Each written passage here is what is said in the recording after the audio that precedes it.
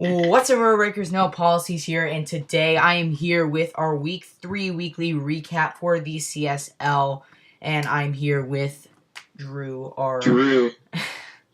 Drew. our main analyst, back again. I'm not one for fancy intros, as we saw last time. So, Alrighty, it's fine.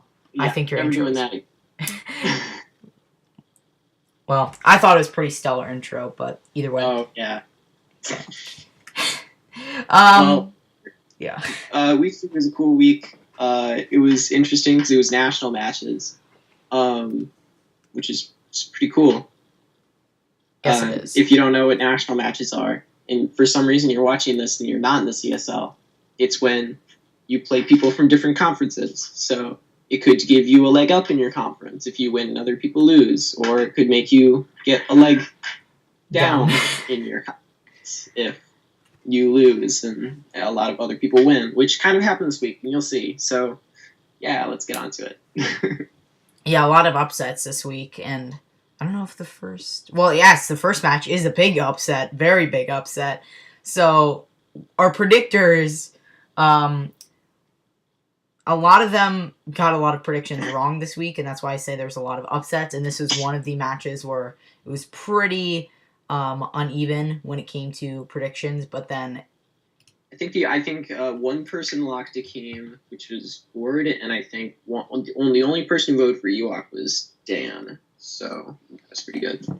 But yeah, so this first match, the Charleston Kinglers versus the Boston Bishops, came out huge for the Kinglers and really shows that Ewok is a force to be reckoned with, and one that if he preps with effort, I guess, then he is a huge threat, and one that we haven't seen since season 6, I would say, when he was one of the biggest threats in the league. And even season 7, he was a threat, but I feel like he didn't put as much effort in than he did in season 6. Like 0 effort into season 7. Yeah. So this season, this game in particular just shows that if he puts in effort, he can just decimate teams. So honestly, it's kind of one of those teams that you really cannot sleep on, because if you just decide, you know what, I'm gonna put some effort into this match, then he could just destroy you. it's something you gotta watch out for. For sure. In this match, we saw a agility a double dance glide score run through Akeem's team, which not only showed Akeem's weakness to Edgewick, but also proved a lot about Ewok in the sense that he's a force to be reckoned with, in the sense that I think he is skillfully at his best one of the best players in the league, if not the best. And I think a lot of stuff that's been holding him back last season and this season has been the non-familiarity with Gen 7 in combination with just not prepping as much. But in this week, he prepped a lot for Akeem, and I really hope he continues that, because I think he has a really, really strong shot at playoffs if he beats Reilly's next week, but we can get into that later. And additionally, I think that, agility glide score is not something that's super big in Gen 7, but it was actually kind of a big set in Gen 5, and having that sort of knowledge about sets that were effective in previous generations is something that can be really dangerous when you're an experienced player like Ewok, and that really showed in this game. Yeah, I would agree. I also want to mention how he made a few free agents, because originally his draft was kind of subpar. He chose Salamence A2, which is questionable considering Salamence is B, and he probably could have gotten that B1, I would say. And he also had 2 4x ice weaknesses. So he did make a few free agents, getting a lot of interesting threats like Volcarona, which personally I think is at its best in Gen 7, just considering Z-moves and how Volcarona didn't really need an item back in Gen 6, and the fact that Z-moves is a thing, meaning he can just run a fire Z-move and not think twice about it, or a bug Z-move, or just whatever hits the team super effectively. So I think Volcarona fits his team really well. Does give him more of a rocks weakness, but considering he has a lot of hazard removal, and his team isn't super weak to hazards with things like Bronzong, and like I said earlier, with hazard removal like Rapid Spin, Blastoise, And I think just in this game in particular, I think Ewok really just had the momentum the entire game. He was not letting Akeem set up rocks. He just kept coming in with Blastoise, and Akeem really didn't utilize Jolteon to his fullest extent. I think multiple people had said that Jolteon was a huge threat to the Kingler's team. It pretty much anytime it came in, it could get a lot of pressure on the Kingler's team. Yeah, that's what Finney wrote about in his article. If you haven't checked it out, he and I happen to agree that Akeem has a really good team, especially with the free agents he made post this battle, which he now has like Mega Gyarados and Slurpuff, and I think it fits his playstyle a lot better. But what he hasn't been doing with a more offensive team, and he admitted at the start of the season that he drafted a more offensive team. It's a bit more bulky offense now, but he drafted a more offensive team. He hasn't been applying pressure on his opponent as much as he should. He's been playing very safe, and he's letting his opponent control him by playing safe. So I hope that the transfers free agency made are going to fix that problem. Yeah. I don't know. I feel like the Boston Bisharps really kind of struggle for the first few weeks, but once they kind of have a ground and realize what they need to do to win and really get a feel for what their team is all about, they really put in effort, and they really come shine through as a really threatening team. So yeah, Akeem gets really angry when he loses some of the first few weeks, but that's just kind of the way he is. He has to kind of get used to his team before just being really amazing with it. So hopefully the new changes he makes post this week isn't going to like reset the cycle and make him lose a few and then win out. Hopefully he can just start winning out from here. Yeah, but props to Ewok, though. I feel like he just had a lot of momentum. And oh my god, yeah, so much like perfect. He wouldn't let, yeah, it was great. No rocks, coming in on a tripled wishy-washy to set up. And I really want him to play like this for the rest of the season. If he can play like this for the rest of the season, and he's home, he's not doing some army shit, he's home, he has time to prep. And Rio doesn't usually have a lot of time to prep. If he can get past Rio, he already has BC out of the way, that's a lot of the main threats of the conference already out of the way, and if he can beat Rio, he's 3-1. I think he has a great shot for playoffs. Yeah, definitely. But anyway, speaking of Rio, moving on. Wait, what is this? Okay. Well, I messed up the one of the layouts, but that's okay because I just didn't put it's the Beijing Behemoths, my team versus the San Diego Wild Chargers. I put the LA Rush Rams. I think that was from last week. But either way, it is the Beijing Behem, not the Los Angeles Crit Draws. Just edit it out. Put like a red X on top of it. I can't do. Well, I could, but that'd just take way longer than I need to be. But it's all right. It's supposed to be Beijing Behem. I'm too lazy to fix it. We're already good ways into this. I feel like it's fine. Either way, it's fine. It's fine. But this was a huge upset for this because every predictor voted that. Oh, it is quite the upset. It's pretty upsetting, wouldn't you say, that you happen to be Reelis, and my predictions get screwed up and all that. You're welcome, jazz. By the way. Yeah. Well, either way, I think you played great. It did kind of come down to a Focus Blast, but I mean, in the end, it's Focus Blast. So, I mean, if you can get it down, if the person who wins because of a Focus Blast miss can get it to come down to a Focus Blast miss, that means you rightfully won because it's Focus Blast. It's not more like Focus miss, but yeah, agreed. Yeah. Few interesting moments that were kind of the Focus Blast miss was definitely a deciding factor of the game because even though he said his Aurorus had max HP or max defense bold, I still think Dragonite it was in my favor to kill still if he was max defense bold. So even that was he said his EVs got messed up, I think. I don't know, but really, once he made a few misplays, I will say. He did sack Metacham, I think, a bit prematurely, and he Yeah. realized that in the battle. Um, Hmm. to get like some chip damage off on Pidgeot, which I don't know. It did chip it down, but I think it might have put it in range of maybe like a Hyper Voice from a Sylveon or something. I'm not sure, but his Sylveon was very offensive, so I'm pretty sure it didn't really matter either way. But yeah, so it kind of just started off pretty well. I kind of had my team had a kind of a good lead start. I'm pretty sure he led like um, Thunderous or something, and I went like Domies.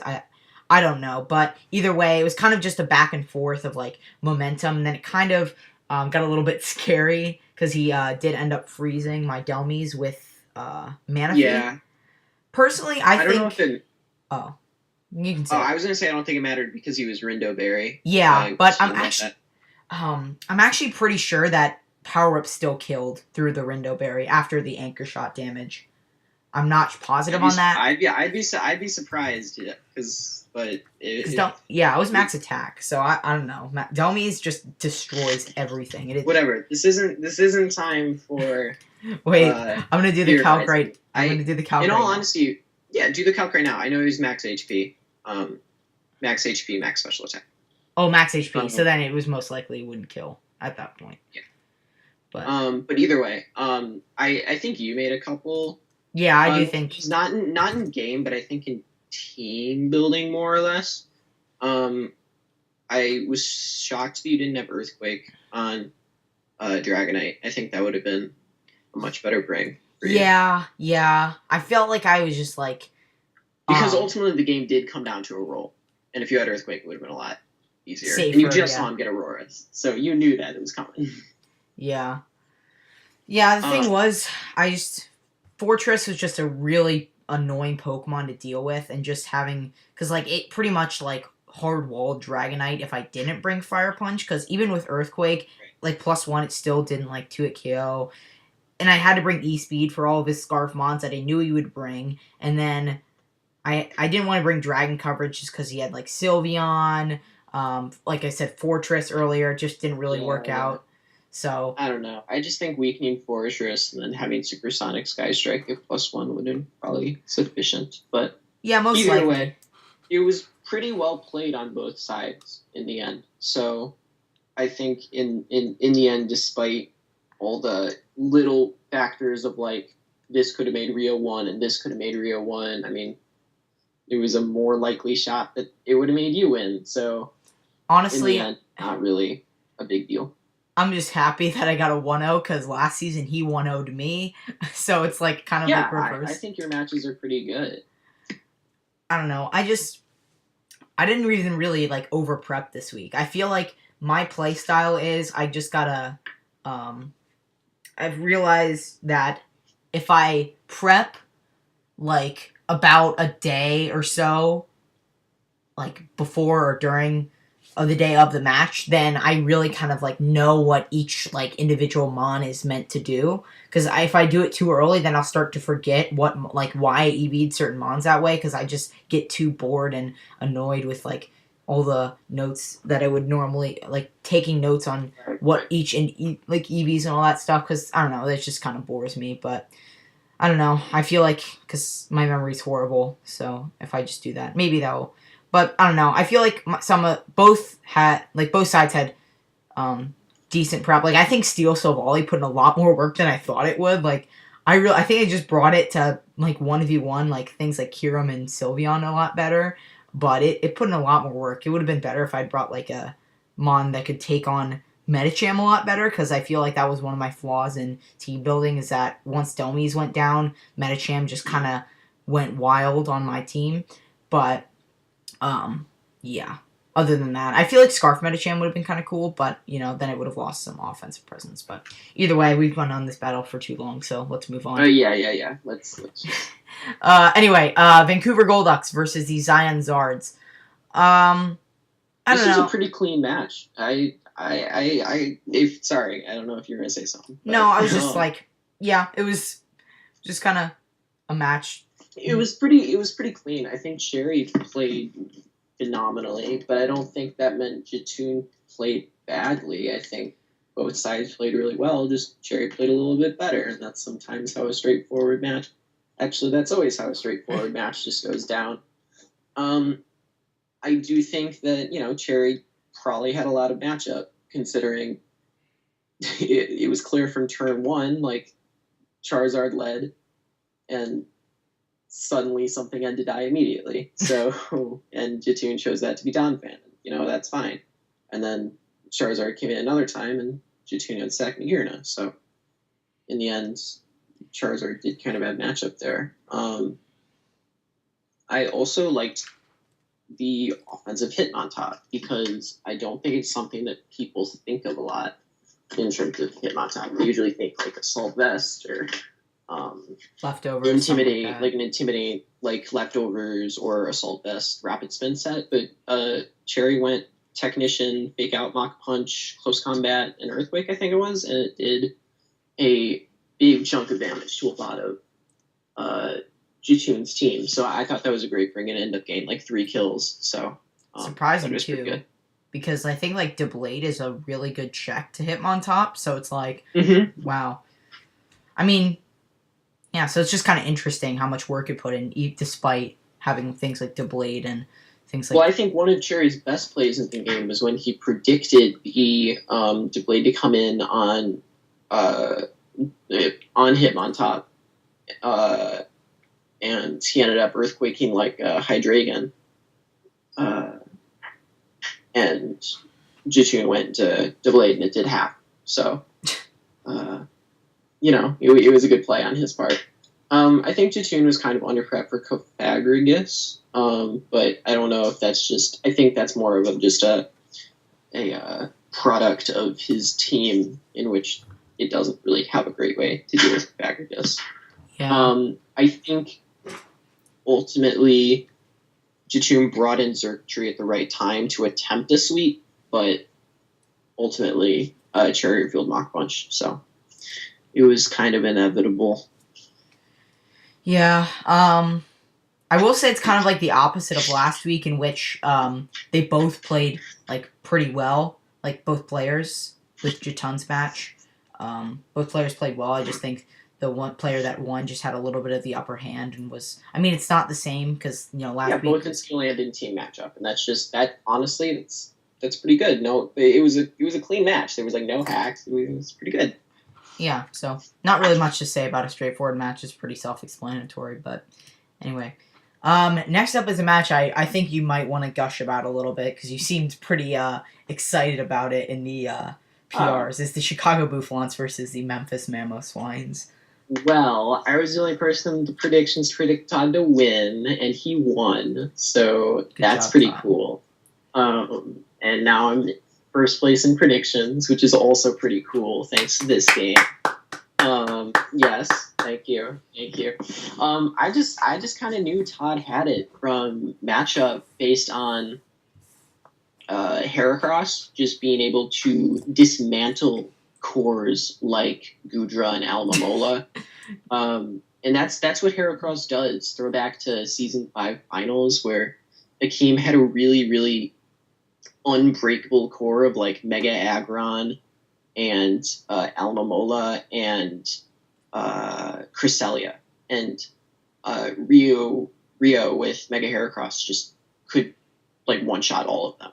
That's hilarious. That's what Mega Heracross does. And wait, can it one-shot Aggron?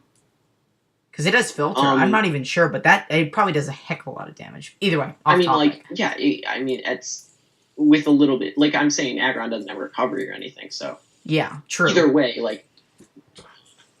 it's off topic. Heracross just puts on a shit ton of pressure. Even smarter of Todd to bring Substitute on like half of his shit, because that meant Alamamola, couldn't touch anything, which is. In hindsight, I realized why aren't people doing this more versus Almamola? Like, I can recall so many CSL games where Almamola just sweeps because no one can break through it. And I'm like, why don't you just bring sub and then it can't touch you and then it's super easy? But sub bulk up was great. It forced Ant to sack something. I think he sacked the wrong stuff. Yeah, like He ended up Darmanitan. sacking Darmanitan and Beanshao, Yeah, and those were his offensive win cons. especially So, against Steelix um, too, which was yeah, like yeah, a huge problem for the Mamoswines team if he lost whatever he needed to break through that. Like it just hard-walled Lele because it had to rely on Focus Blast to hit, and that's, as we've seen from my game, you don't rely on Focus Blast to hit as your yeah, yeah. So, but I think Todd played this game very well. It just goes to show that he is a pretty big threat in the CSL. And I think he's actually come a long way from last season in particular. I mean, I think he still played well last season. I just think that he's definitely like learning what the CSL is about, and he's really like kind of taking a stand and really showing what he's all about. And I think for sure. the fact that And I think the team he has now fits him a lot more than the team he had last season. yeah, agreed. But I don't know. If you're not going to say anything else, I have one other thing to say about this match. Okay, yeah. There was a moment where Regice was about to sweep, and then there was a crit. I'm just trying to shut down all controversy. It only would have really mattered for differential because Steelix could take any hit and kill it. But I do think the Regice was a pretty niche bring on Ant's part. Just it didn't come in at the right time. I think everything had to be whittled a bit more, which probably wasn't all that possible. It would have had to have been like a really perfect scenario. Did he not have? He didn't have rocks, so I think bringing hazards would have been better for Regice to kind of put in more work. But I don't know. I don't think a lot of his mons gets hazards, so not really sure. Anyway, Los Angeles Crit Truz versus the Los Angeles Rush Rams. So 2 Los Angeles matches. Okay. Yeah, this is kind of a bad match for the LA Rush Rams. I will be honest with you. I found this kind of disappointing because I think Jarrett has kind of progressively gotten, I don't want to say worse, but just like his playing has been. So I think his best game was week 1, despite him losing. Like he was in a really good position where he almost won.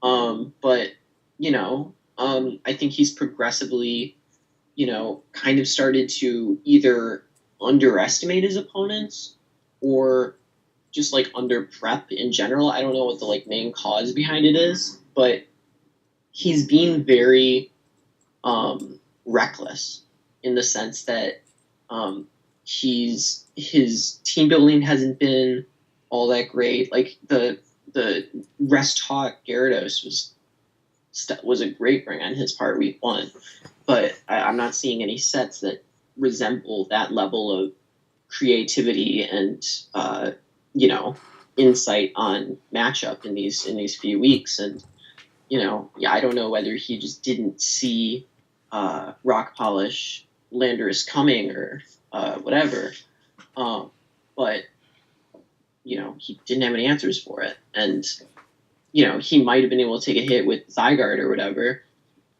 but like in the end, he let everything get whittled down, and he should have known Yachi was a thing, and I overheard that like he was kind of salty. He's like, oh, he was making like Damon was making like really odd plays. I don't understand why I lost because he was making really weird plays. I don't like it when people. I don't know if this is the truth or not. I'm just hearing rumors and stuff.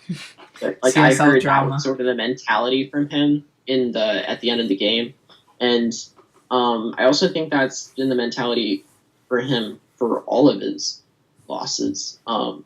But I feel like people who have that mentality are just wrong because no, he didn't make any weird plays because he won. So like, well, to be fair though, people can't. I just think this match, I think that's kind of false. But you have to understand that that's what I'm saying. You can't say like I lost because he made the wrong play when he clearly made the right play because he won. That's just the mentality I have. I'm not calling him out in general. I'm just saying that to anyone who has that sort of similar mentality. Yeah. And I will say that if we look at Jarrett's team, his team is, in my opinion, one of the most threatening in the league. You have Mons like you have Mons like Mega Absol, like Gyarados that he got in like B3, Zygarde being one of, in my opinion, one of like the most like improved Mons since Gen 6. Because in like Gen 6 it was like a meh, like people would not really pick it up. No one But picked it up. yeah, but like Thousand Arrows just made this Mon so much better. And then, you know, Jirachi, like his team is good. And it makes me sad, like getting things like Raichu and E2 being a very good Techmon and a Mon that's just kind of really a good E pick at all. Yeah, I think he's really. I just think he needs to get a hold I on think his his team. prep is very underwhelming, and I think that needs to be fixed. That's basically, to tell a long story short. Yeah, like if he can utilize those strong threats like Mega Gyarados and Zygarde, he will be golden. I think he could do a lot better, but he just needs to really just take a look at his team, take a look at the other opponent's team, and really just sit down and make good creative. Or they don't even need to be creative. They just need to be sets that will do well. Like just make sure you're prepared. That's pretty much what Draft League format's all about. But on the flip side, I think this is one of Damon's best games ever in the CSL. Yeah. I think his prep was stellar. And it didn't have to be strange. I think a lot of people think that like the best players bring very out there sets. I think a lot of Damon's prep was very, very straightforward. Yeah. And that's fine. And he used it really, really well. And he played knowing, I maybe learned from Rio last week, but he played knowing that Lando was his win con from like turn 4. Like it was clear. Like I was watching the match and I'm like, oh, Damon better know that Lando is gonna like sweep now that Zygarde is dead and Arcanine's down and there's nothing that can really be done, and you know Shuckle's there, so he can just really easily come in on Shuckle and set up. So I knew right away Lando would, if Lando was Double Dance or just Rock Polish, that Damon should recognize that and go for it. He did, so good on him. I will say I think Shuckle's kind of a weird bring just because Hazard Stack doesn't do the best against Damon's team, and if you have Mons like I said, like you said, Landorus, things like that, they can easily just set up on it. I don't know if Shuckle was the best bring. I mean, I think just a Gyarados in general would have been... Shuckle was an okay bring. I think the way he used Shuckle was not an okay bring. Shuckle's something that, you know, kind of stalls early game. Like, you know, Toxic and Infestation and all that stuff. Yeah, true, it's but not something that switches in on hits because that just gives the other player momentum. Yeah, I just think that like looking at Damon's team, I think Mons like Gyarados just put in a heck of a lot more work. I mean, I agree. I'm just saying, like, I don't think it's like dumb for him to bring it. I just think it's kind of underwhelming. Yeah, I think there were better options in my opinion, but either way, I mean, you can't really. Yeah, but anyway, Detroit Pyro versus Chinichi Dragonair, 3-0 in Pyro's favor. It's just sad at this point. Like, I feel bad for Majestic Swablu because, like many people have said, and you said prior, she has good team building. She just doesn't know how to use it in the battle, and it's just kind of sad because if Majestic Swablu can really use the prep that she's, you know, done and just utilize it to the fullest advantage, I think she can be a huge threat. It's just the problem is it's like just doesn't really work out.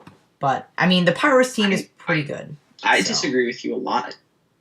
I think that this was Swablu's best playing, and I think it was her best building. And honestly, similar to the Cherry versus Jatoon match, ultimately it was just one side was a little better of a player, and that was Swoops, and that's fine. I think that she played great. I think she knew that Altaria was a potential last-minute win con on the condition that Glalie didn't have Ice Shard. It did, and that's just how team building goes. And you know what? I also knew that Zoops almost didn't bring Ice Shard. So if she hadn't, then Swablu would have won. I think it was a really, really close game that Swablu made that a lot of people didn't expect it to end up that way. There were some little small things like tailwinding and then just staying in with Tornadus when everything's still outsped, and as well as kind of misplaying with the AG slash a bit, but she did a lot early game to give herself potential to win in the late game. She made a couple missed predictions, but they weren't bad plays. They were just wrong predictions, and that's fine. You learn from those predictions, and I think compared to her first 2 games, this one is way better. So I only see it going uphill from here, hopefully.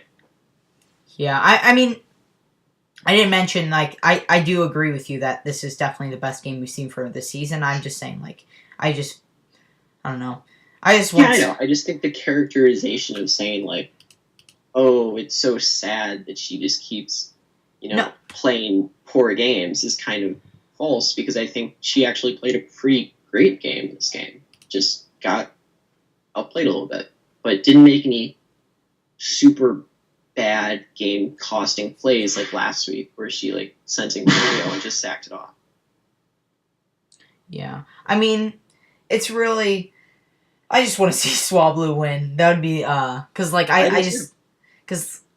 I don't know, I think that she has the potential to win because her team is actually pretty scary. I don't know. I was actually really surprised at this match that Altaria had put in some kind of work. I was like, why do you keep bringing Altaria? And this is why she keeps bringing Altaria.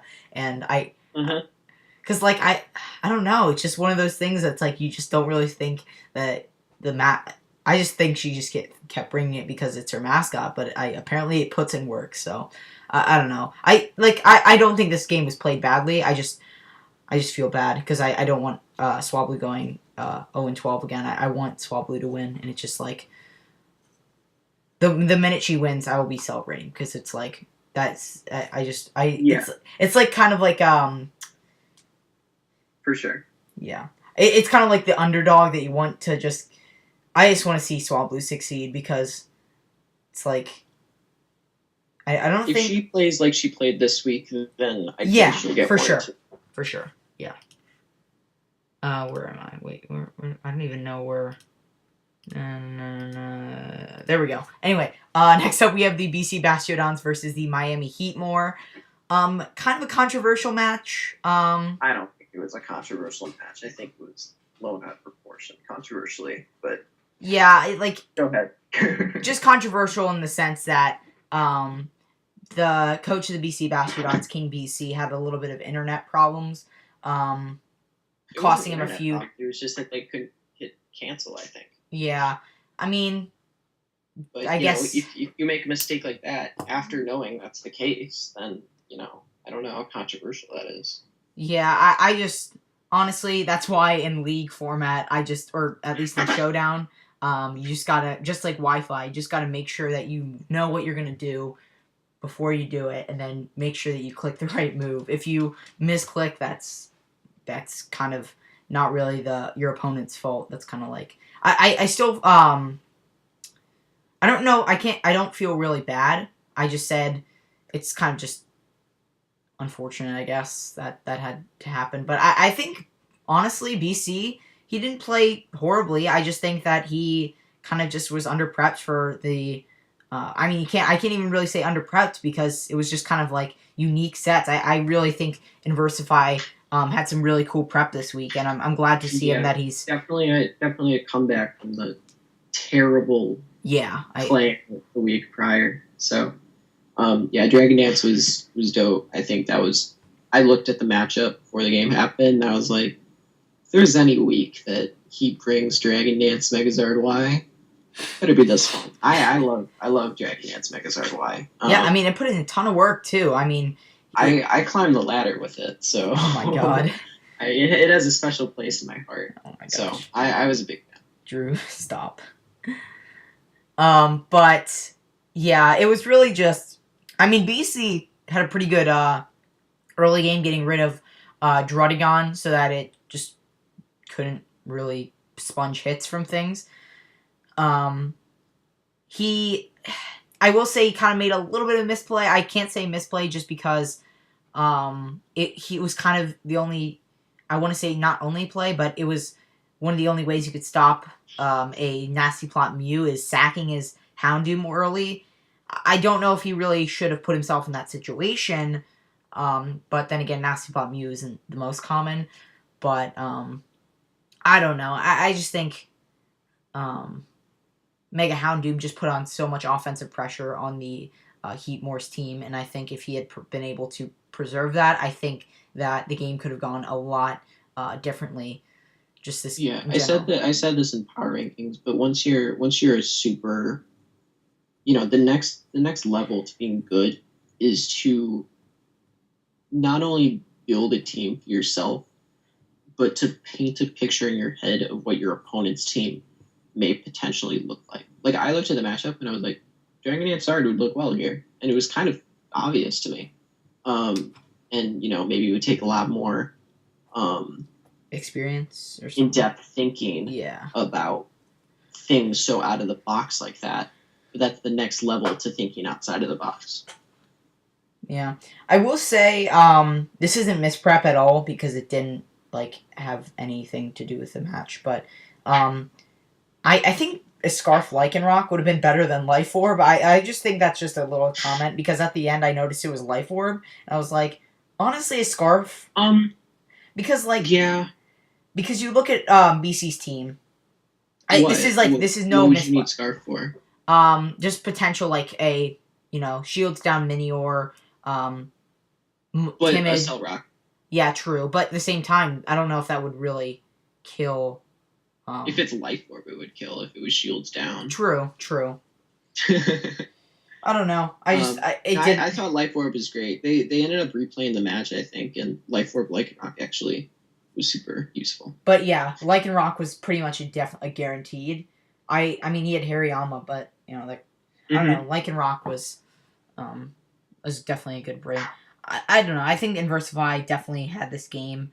I just in matchup alone, I think that BC, his internet problems kind of just cost a little bit of differential, just because of the fact that the Zard Y was just a little bit of it was just a big problem for BC's team because he just had to keep sacking stuff and getting chipped down with Tapu Fini and blah blah blah. Yeah, pretty much just to the point where all of his defensive mons were kind of just destroyed and he had to rely on a potential Shell Smash Minior. He could have maybe. Let's speed this up. Yeah, but yeah, let's just keep. I think. Yeah, no, let's just keep going. Anyway, NJ Flabebe versus the Washington Weaviles. Personally, I'll say, I think the NJ Flabebe definitely had some cool brings. Snatch Pangoro is definitely popular among others, I guess.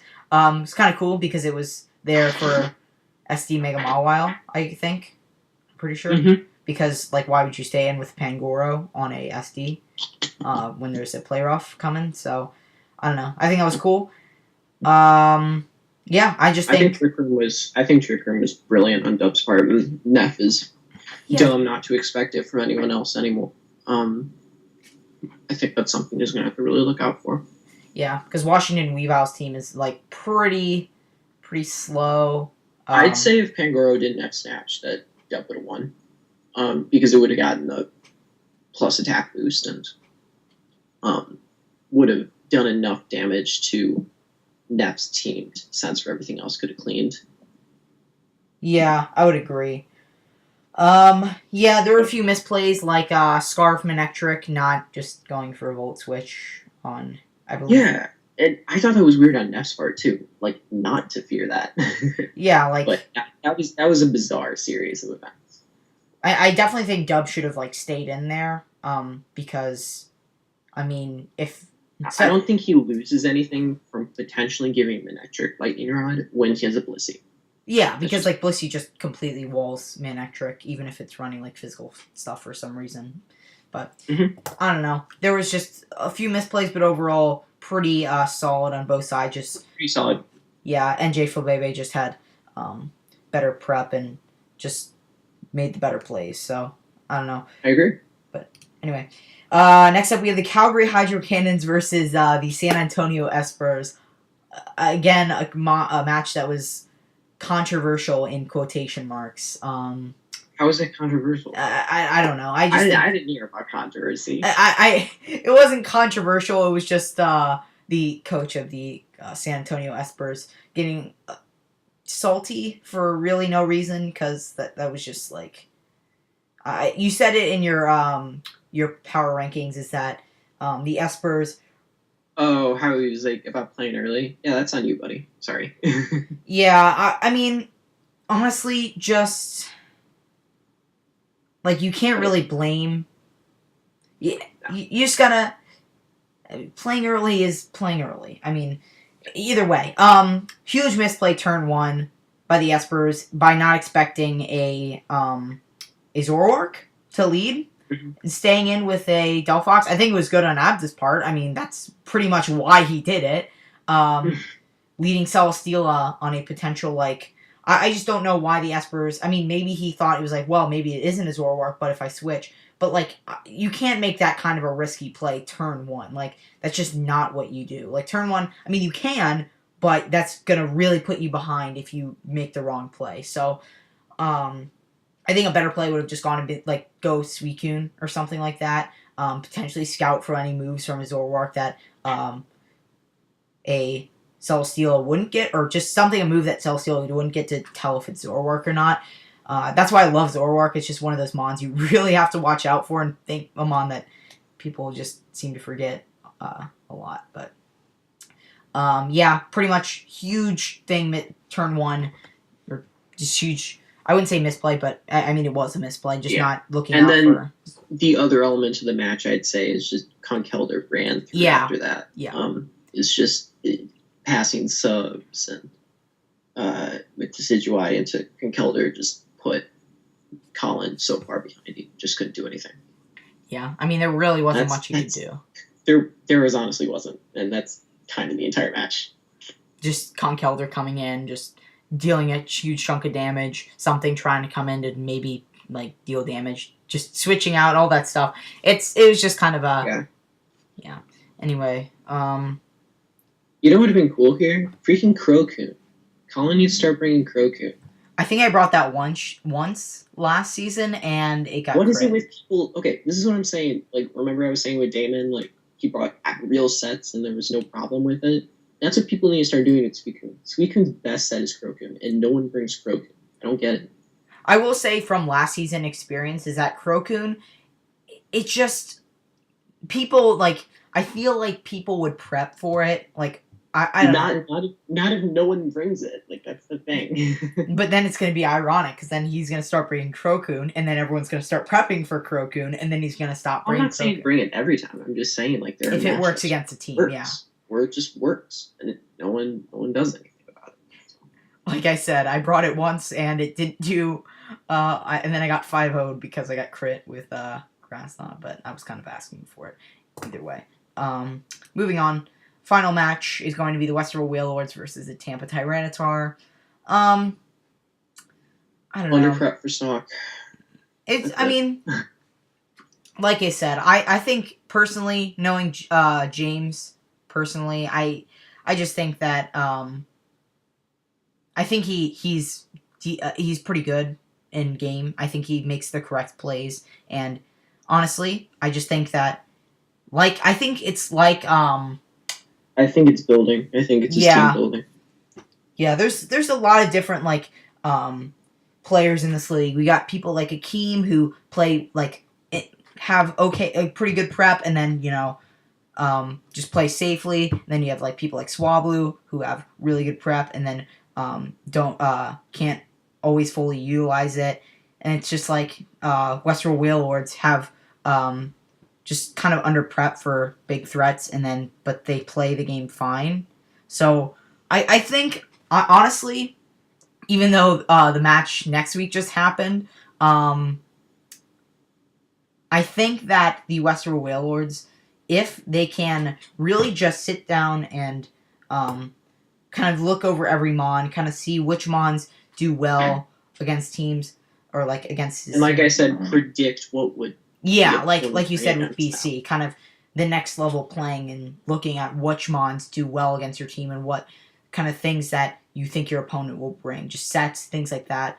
I'm actually really surprised that the Tyranitar brought Rain, and they didn't bring Electros. I think Electros or Electros, whatever, I think it put in a lot of work this match. And I was like, when I was like looking at the Tyranitar's team and helping the Whale Lords build, I thought it was like 100% guaranteed bring, but he brought Coco, which I find interesting, just because you know Scarf and Heligo and things like that, and just in general, I didn't think he'd bring Coco. I mean, it worked out, but I don't know. I don't know if Rain was really all that useful. I mean, it wasn't. I guess it was useful in the match, but I don't know.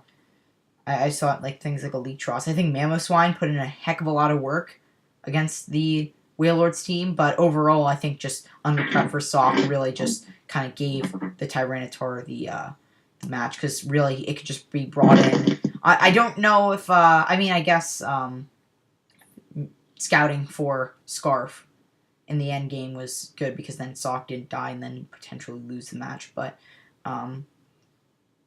yeah, I mean, it would have been cool to see Scarf and Heligo, but I don't know if it would have won the game, though, because I'm pretty sure Sock could have maybe taken a hit, but I don't know. I just think that, like I said, like multiple times, that I actually do know that he, if he could have brought, like, Focus Sash, what is it, Cryogonal for it?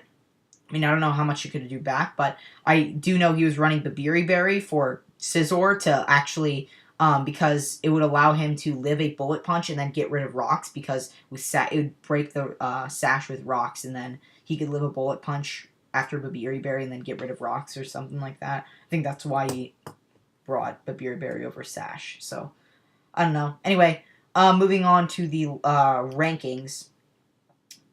Interesting stuff. But, yeah. So, going over it, we definitely have a lot more balance this time around. This is actually what I was trying to say. What's really interesting about the national matches is that we got 7 wins from the Sinnoh and 3 wins from Hoenn. So, really, the people who lost in Sinnoh are going to hurt a lot more than the people who lost in Hoenn. But the people who won in Hoenn are going to benefit a lot more than the people who won in Sinnoh. Yeah. So I think the wins are a lot more, like, glorified. And this is putting conferences, like, specifically the Pearl Division, in positions where the worst team is 1-2 and doesn't even have a negative differential. So, yeah. But then again, you have I think that's a super close division right now. Yeah. Going kind of, I guess we're going out of order since you were talking about Pearl, but sorry. No, it's fine. But we can start with Ruby, I guess. Yeah, but I guess that's so. Yeah, Ruby. We have a lot of 2-1 teams. The only 1 and 2 being Jatun, which even doesn't really have that bad of a differential, having -3. So I mean, that's not bad for 1 and 2. That's pretty much like averaging a 3-0 kind of thing, like every game, something like that. I think. Yeah, and honestly, that's nothing. If Jatun beats Ant next week, especially if he wins big, and the division gets even closer. Which could be really crazy, especially if Kinglers win against not if Rao's able to pull close. Either way, like, let's say hypothetically, Damon loses to Swablu, but let's say Damon wins, and and Jatun beats Ant, and then the Kingler versus Wild Chargers game can go anyway. There's 3 2-2 teams and 2 3-1 teams. Like, that's a close division. Yeah. So I think playoffs is anyone's right now. Yeah, because like you got people like Ant who had a really good early start, but could really start to dwindle if they I don't know. I feel like they kind of had not the hardest matchups early game or like early Yeah, season. So I think they could definitely dwindle if they not aren't playing at the top of their game and prepping well for sure. because And on the opposite end of things, like Ewok's already got BC and Akeem yeah, out of so it's definitely someone to watch out for. roster. So he has a bit. He's already got those threats out of the way.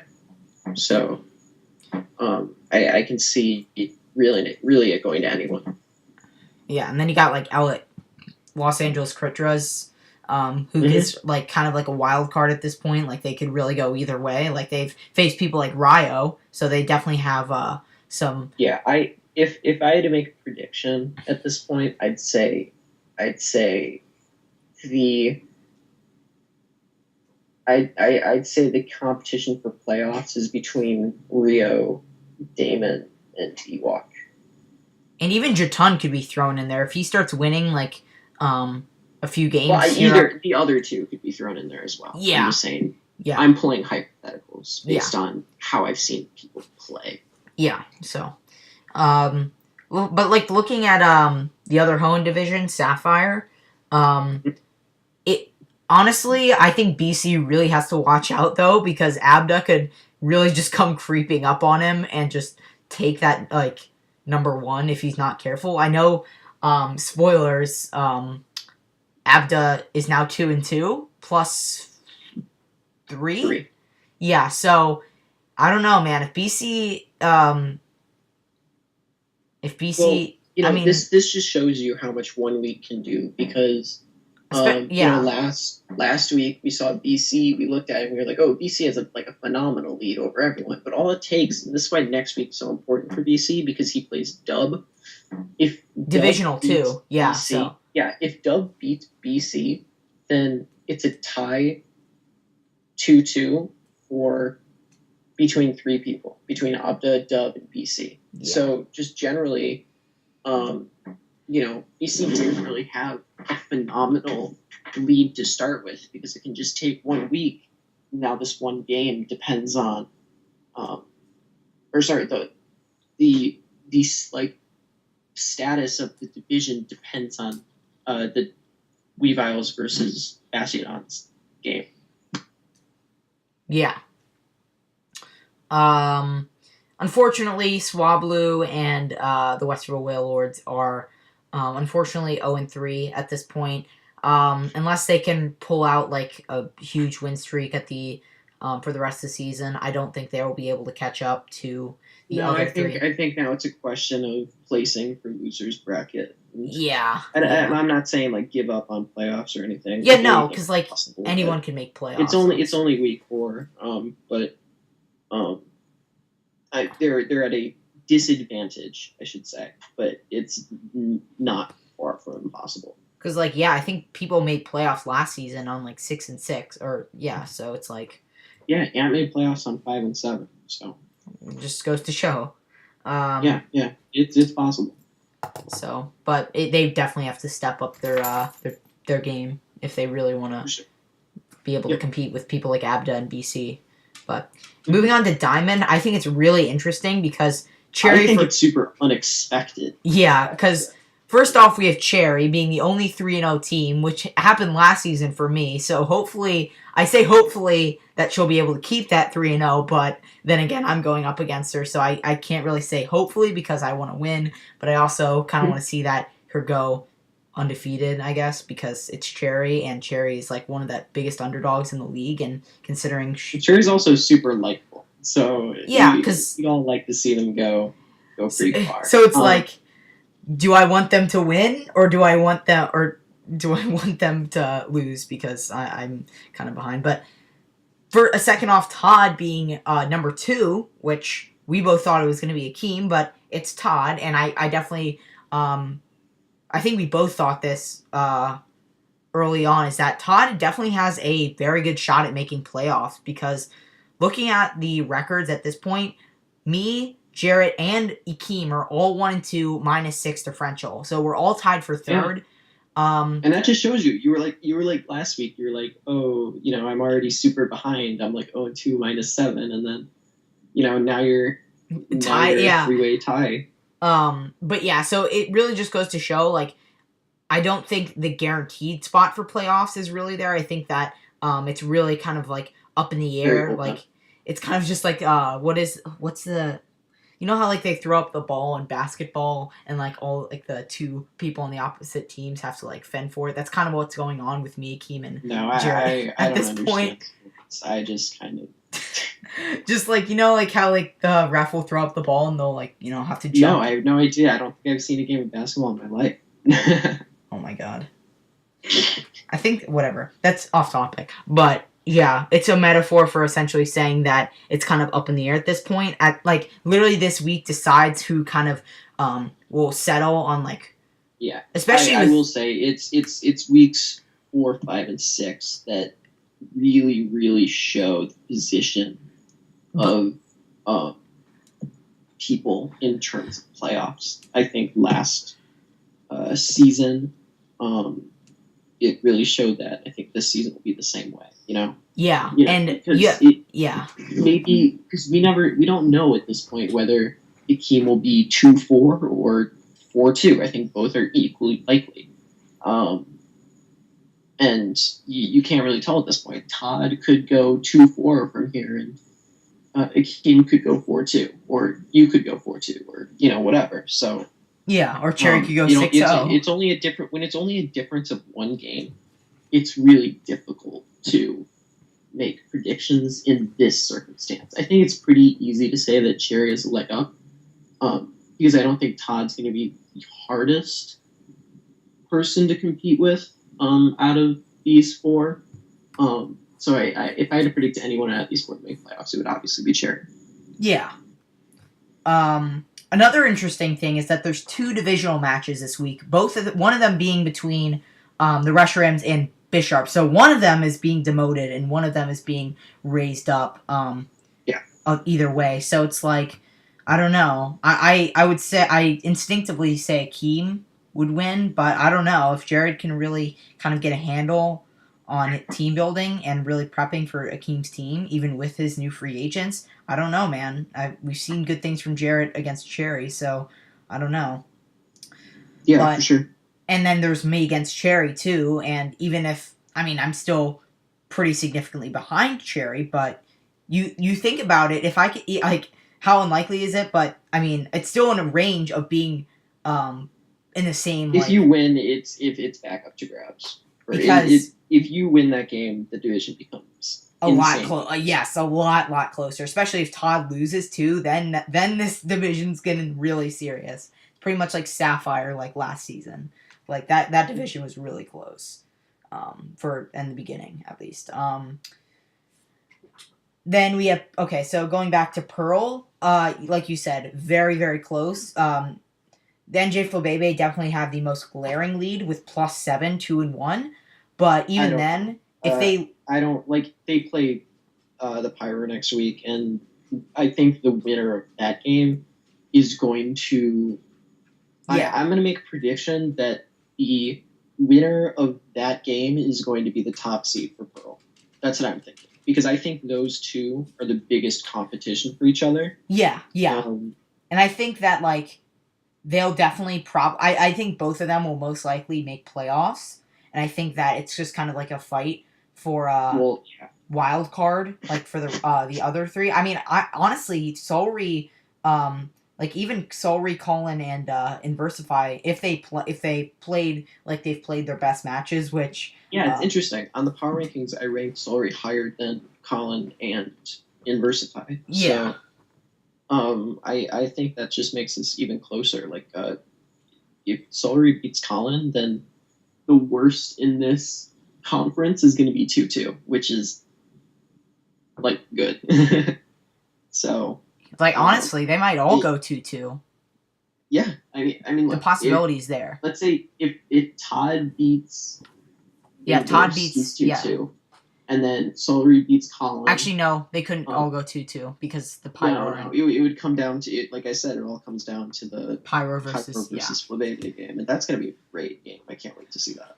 Yeah, I mean, there are definitely a lot of great games this week. We got me versus Cherry, which myself I am interested to see because I'm still, like I said, I was trying to say it earlier, but what I was trying to express was that I'm still in the range to balance that out because you see +6, -6, and then it's if this is not going to happen. If it does, I'm not going to make any promises, but either way, 6-0, that's still like +0. Like that could be the same. It's not going to happen though, so I'm not going to get anyone's hopes up. But either way, it's just it's really close right now. That's all I'm trying to say. And I remember it was like this last season. This stressed me out because it's just so close. And honestly, it's really just anyone's game. Like we saw last season, definitely a lot of new